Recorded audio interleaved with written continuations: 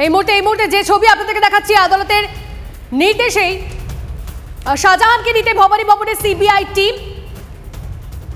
কথা ছিল আজ 4:15 মধ্যেই শাহজাহানকে হস্তান্তর করতে হবে। সিআইডির থেকে সিবিআইকে হস্তান্তরের নির্দেশ দেয় আদালত। প্রধান বিচারপতির নির্দেশই বহাল রেখেছে ডিভিশন বেঞ্চ। তনিষ্ঠা, শাহজাহানকে আনতে ভবানী ভবন ইতিমধ্যে সিবিআই। সুজয় পাল আমাদের প্রতিনিধি আমাদের সঙ্গে রয়েছেন। সুজয়, এই মুহূর্তে ছবিটা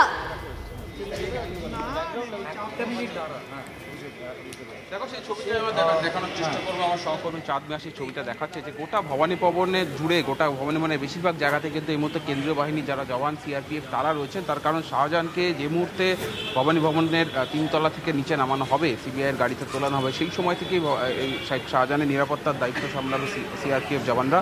এবং ইতিমধ্যেই সিবিআইয়ের যারা অ্যান্টি কারাপশন ব্রাঞ্চের অফিসার তারা পৌঁছে গিয়েছেন। মূলত যে মামলায় শাহজাহানকে গ্রেফতার করেছে সেই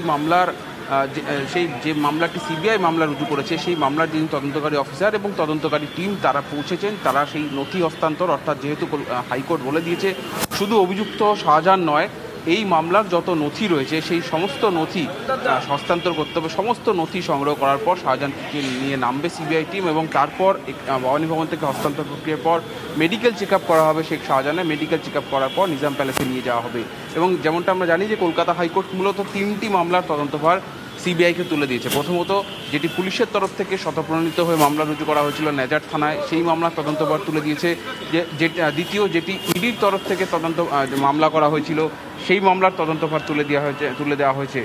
এই দুটি কিন্তু মূলত এই শাহজাহানের ক্ষেত্রে।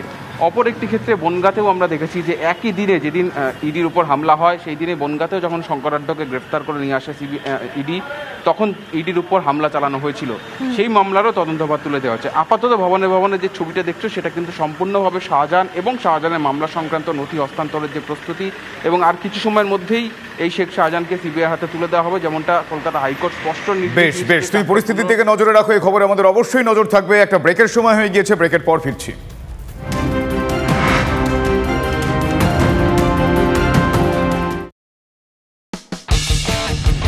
কোনো পুরনো খবর নয়, সকাল থেকেই পুরো দিনের আভাস, লোকাল থেকে গ্লোবাল, ঘটনাস্থল থেকেই রিপোর্টারের মুখে শুনে নিন আসল ঘটনা। দিন শুরু করুন TV9 বাংলার সঙ্গে। সকালে প্রথম ব্রেকিং অ্যাট 7, সকাল 7টায়, সকাল 8টায় দেখুন 8 reporter 8 exclusive. News express at 9 দেখুন সকাল 9টায়। 10 খবর 10 রিপোর্টার অন দ্য স্পট সকাল 10টায়।